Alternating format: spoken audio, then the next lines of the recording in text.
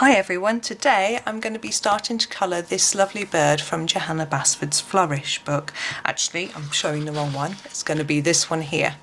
Now I've chosen this one because I absolutely love colouring berries. I don't know why, it's just a fun thing for me to do, and I'm going to actually colour the whole thing for you. A lot of my videos are little bits and pieces, but I'm going to do the whole thing because I want to demonstrate how to do a background, how to do the leaves and the berries and the birds. So I haven't planned every part of it yet, but I'm just going to make a start, and I'm going to start with the background on this one. Now I want it to be quite dark, but what I find is when I usually do backgrounds, I start off thinking I want it dark, and then I lose my confidence and keep it light. So to help me to make sure I do it dark, I'm going to start with my black. Now, I'm not going to go in with a hard pressure and lots of black. I'm just going to blacken it to start with, just to add a little layer of dark, so that I have to sort of carry on and do a dark background. Now I find with these sorts of things, pictures, it's better to start with the background because there are little gaps between the berries and leaves, and it can be quite difficult to identify where the berries and leaves start and end. So I just find it easier to just start with a bit of a background so that I can help sort of start to identify what's going on in the picture. Now I'm going to do just a fine layer of black. You can see I'm not pressing hard. It just really looks like grey. I can always come in and do more black later. It's also a risk if you do too much black to start with, it will smudge into the other parts of the picture. I find with Polychromos they aren't massively smudgy though, so we've got a bit of an advantage there by using these. But I'm going to do the black, and then my thought is with this background is not that it's night time, but that there's lots of foliage behind the berries, the birds and the leaves, so it's going to be quite a dark green colour. So I thought if I start with this black in there and then go over with some sort of different shades of green, maybe some browns, then it will sort of bring out that idea, I hope. And also I hope that by doing the darker background, it pulls the rest of the picture forward into the foreground. It'll bring your attention more to what's going on in front. So I'm just gently, as you can see, doing this layer of black through the whole thing. Now, as we get towards the bottom, the foliage is less dense, so I might put less black down there. I'm just sort of doing it bit by bit and sort of winging it really. I haven't planned this out too much. I've seen a beautiful picture on Instagram by Black Anari.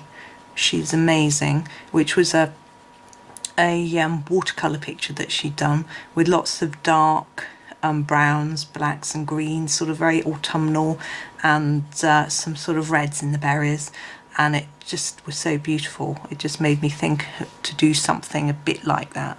But sorry, I'm just looking at where I'm going next, whether do I do that as a berry or as background. I think I'll do that as background.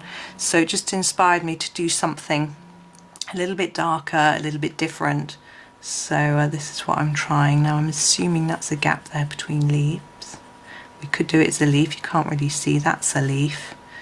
That's the edge of a leaf, so this bit is background. So sometimes the pictures can be quite complex. It's not always really easy to quite work out what's going on, which is why I do this, and often I miss a bit of background. As I come to do a leaf, I think, oh, I missed that bit.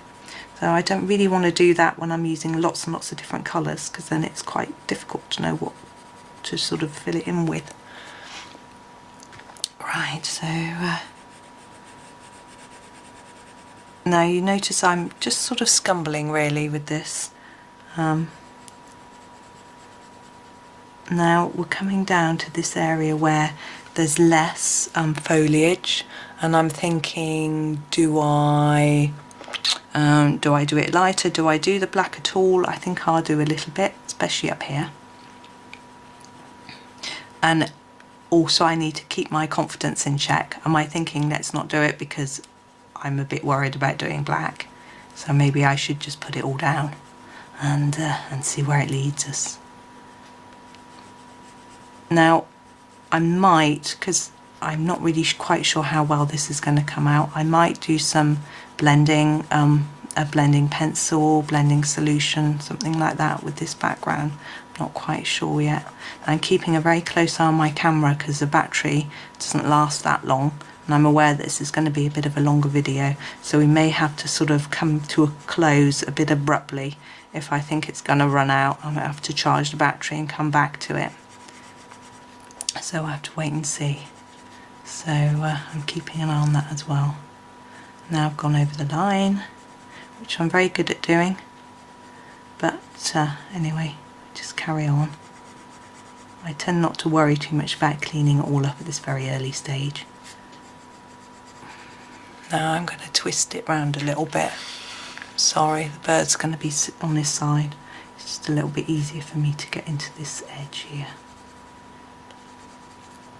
Now I'm thinking that while I'm doing this, I'm thinking of my next colour. I want a dark green. There's a few dark greens in the Polychromos that I could choose from. Now, of course, you could use any pencils you want and any colours you want, but I'm going to sort of go from dark to light. So I'm thinking, don't think the pine green is quite going to be the green that I want, just because I'm going to be doing browns in some of this as well. So I'm thinking away, probably. So this is my sort of thought process while I'm colouring. I don't know if you have the same thing or whether you just see what happens. Now it's going to be, my plan is to do lots of layers of colour. Now this paper that I printed on is really good at taking a lot of layers. This is Staedtler Brownie Bristol board. I'll put a link to it in the description so you can have a look at it. It's nice and thick, very very soft and smooth. I can't really demonstrate, but it's very lovely. Now my next colour I've decided to go with the Chromium Green opaque. Now I was tempted to do this one, which is darker. I don't know what the colour is, it's 278, but I'm going to go with this one. So I'm going to go all the way over the black with this green, and hopefully it will now look more like foliage, but it'll give me that dark impact that I was hoping for. Now for this one, my black was a little bit messy, so I'm going to try hard to get my scumbling motion going on this one to try and get it looking a bit more neat and tidy and even. So hopefully it's going to get a little bit better. And I'll go right over the top of all of the sections that we did in black. Now I'm going to think about whether to do several layers of darker colour at the back, at the top, or whether to, or quite what to do at this point, but because I don't want it to all be exactly the same colour in the background, but I need to get that base that looks dark and looks green, I feel, to start with, which is why I'm going in with this one.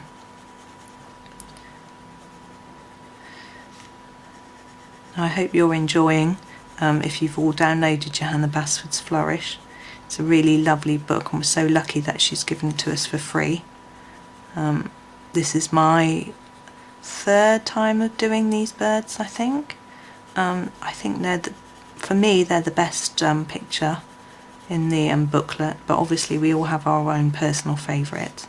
I think it's because I just love colouring berries, and each bird has got some berries. And I feel that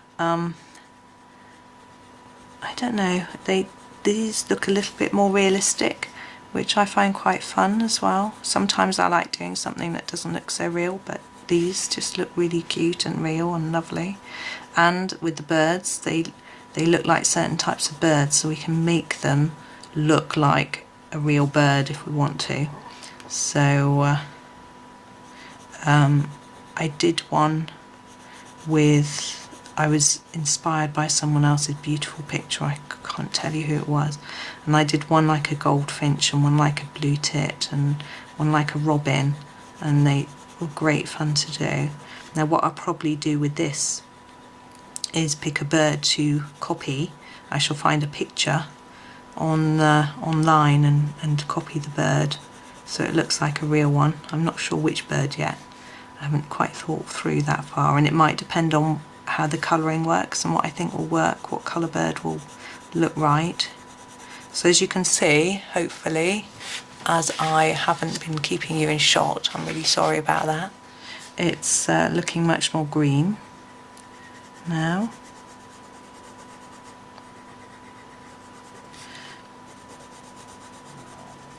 Now I'm thinking I might put some sort of orangey browns in here next to give it some interest in this background.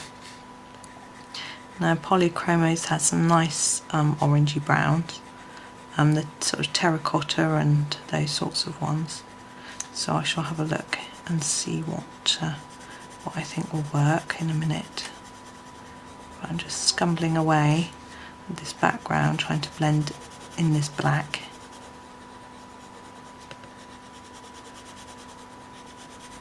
Now once I've got this basically green, I'm going to start doing different bits of colour in the background. So as I said, I don't want it to all be even in the same colour, so I'm going to do splashes of different colours through it sort of randomly. So hopefully that'll make it look quite interesting, and a bit like there are different colour leaves or berries or whatever that we can see through this through into the background. So we'll see what happens and what seems to work. So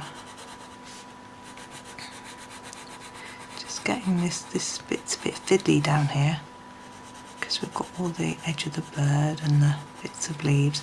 It can be easier to have a sharper pencil so that you don't go over the lines.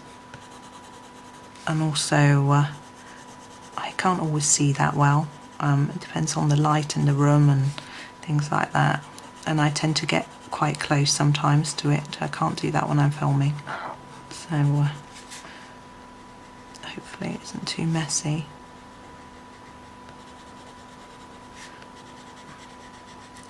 I've only got this little bit left. I'm going to just sharpen my pencil.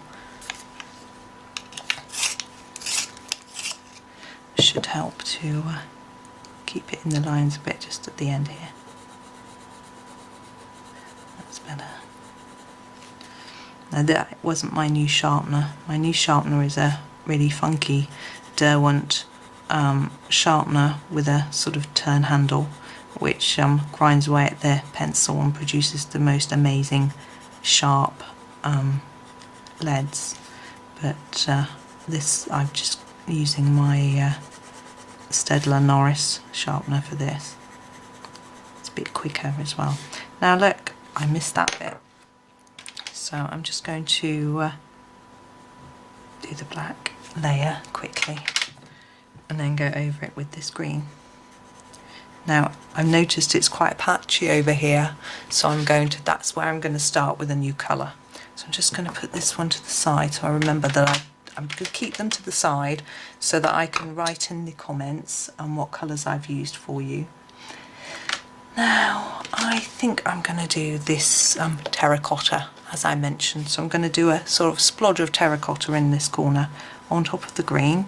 Now it's not going to show up really, really dark, but it's just going to give a hint of colour, which I think will give it some more interest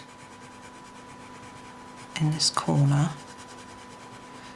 Now I might do a couple of areas of terracotta. So one here.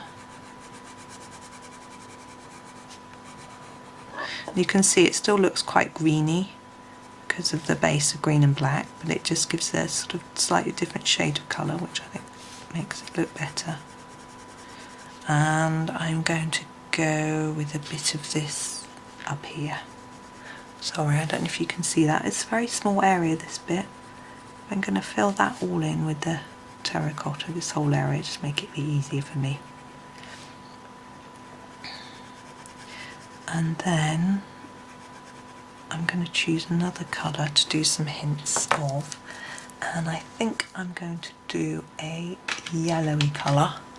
Now this is the Brownie Yellow, which is the light yellow ochre I'm going to use, and I'm going to go up here with this one. Sorry, I'll try and keep it all in shot for you so you can see it all, see how it impacts it. I'm going to scumble this in and try and blend up the green and black with it.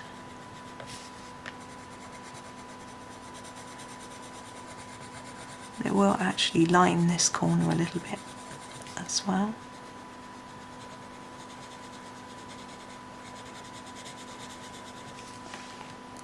And I shall take it down to here and into this one as well. There we go. And next I'm going to use a green. This has been sharpened with my new funky sharpener. This is the earth green yellowish. You can't see, it's sharpened. And I'm going to blend this into here. So this is going to just blend in all this bit. We'll lighten this area just a tad. And a bit along here as well.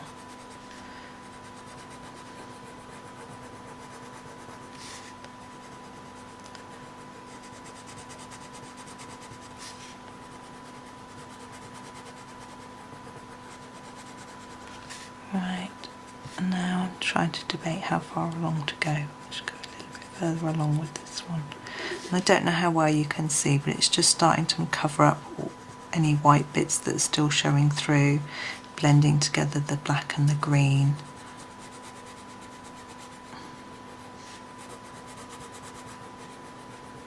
Now I'm going to move to a slightly darker colour. In fact, I'm going to go back with the Chromium Green opaque that we used right at the beginning, and I'm going to use it around the tail area here.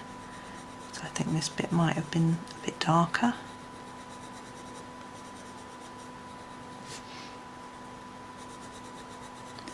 So again, I'm trying to scumble it in as much as I can, where I'm not going around the edges, and trying to just blend in the black and the green and get rid of some of that white space that's showing, white paper that's showing through.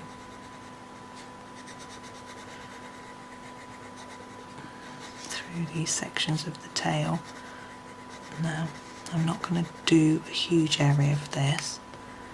I just want to do it so it shows some contrast, and this bit I'm going to do a brownish colour. I'm going to pick this one. This is the Bistre. It needs sharpening, so I'm just going to, sorry, I'll just sharpen it.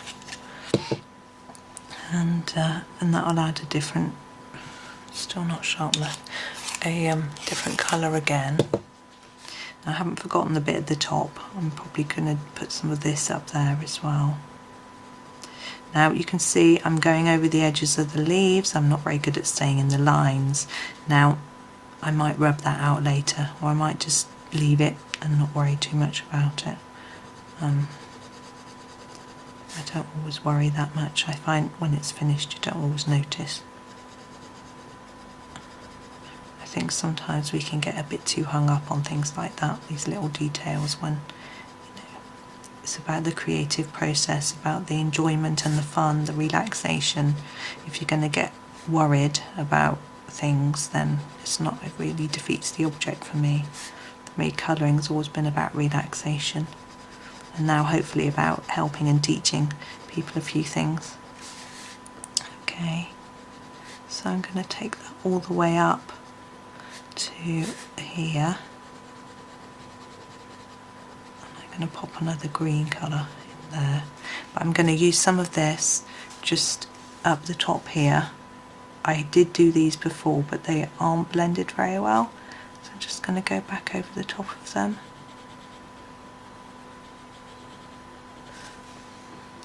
And in that bit there, and here. And now I'm going to use another green. Take quite a bright shade. This is the permanent green. Again, it needs sharpening.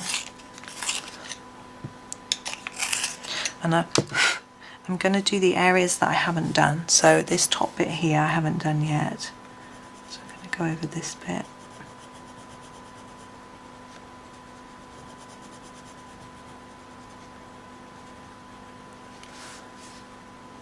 And sorry, I'm just checking out my camera to see how much time I've got. I don't want it to run out before we're sort of done. Now if you want to go over bits that you've done before in different colours, like I think I am doing here, it doesn't matter, just see what you think will work and what looks right with what you're doing. Now I'm going to go down here at the bottom. Can you see? Yes. Sorry, I have remembered to get you in shot this time. Down at the bottom. And I just think having these different shades of colour just makes it look more interesting than having a block of background, although sometimes a block of background can look really impressive. It just depends what you're trying to go for. And I find it's also a lot more fun using lots of different colours rather than just using the same colour all the time, especially if you've got a whole page. This is just a nice small one, obviously. If you've got a whole page you're trying to do the background of, if you're trying to do a whole page in one colour, gosh, it can get a bit tedious, shall we say, and it takes away the fun. The idea is fun. I'm just going to overlap a bit into here.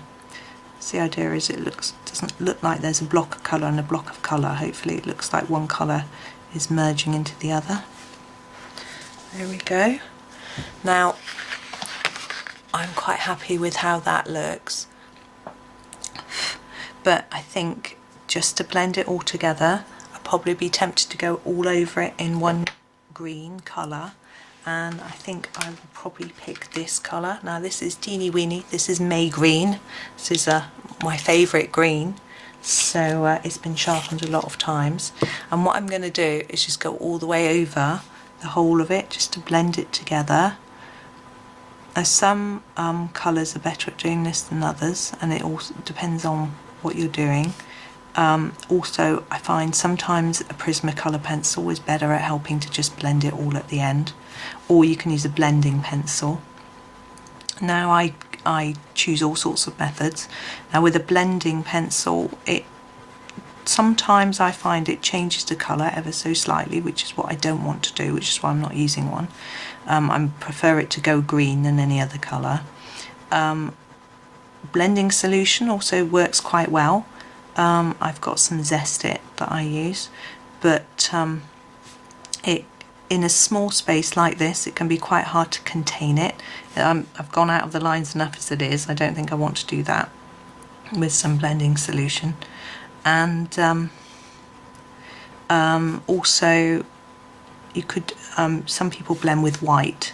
Now it can work very well if you've got a good white. I find the Polychromos white works to some extent, but some other brands of white are better, such as the Prismacolor white. Apparently I haven't got that one. I've got a Caran d'Ache Luminance white, which is brilliant at it, and Derwent Lightfast white is also very good. But of course if you use white it's going to fade what you're doing. That can be fantastic if that's the effect you're going for, but here remember the whole idea, I have to keep reminding myself as well, is to keep it nice and dark. So putting a white on the top is not ideal. But you can see this pencil isn't really changing, making it that dark. It's just bringing it all together, filling in any little gaps that I've left and things like that, and just finishing it off really, and trying to remember to go into all the little gaps and just blend it all together. And what I'm going to do is leave it at this. When I've finished doing this, that will be the end of this particular part of the video. Next time we shall move on to something else. Now I love doing berries, so I might not be able to resist the temptation to do the berries next, but we'll see what I decide to do. But as I say, it'll be a whole different set of colour. It'll be different colours, so on this video. It'll be easier if I stop here. I leave you the list of colours so you can have a go at this if you want to, and then next time we'll move on to the berries. So I hope that was helpful for you, and hopefully you'll tune in for the next video and carry on from here. Thank you for watching.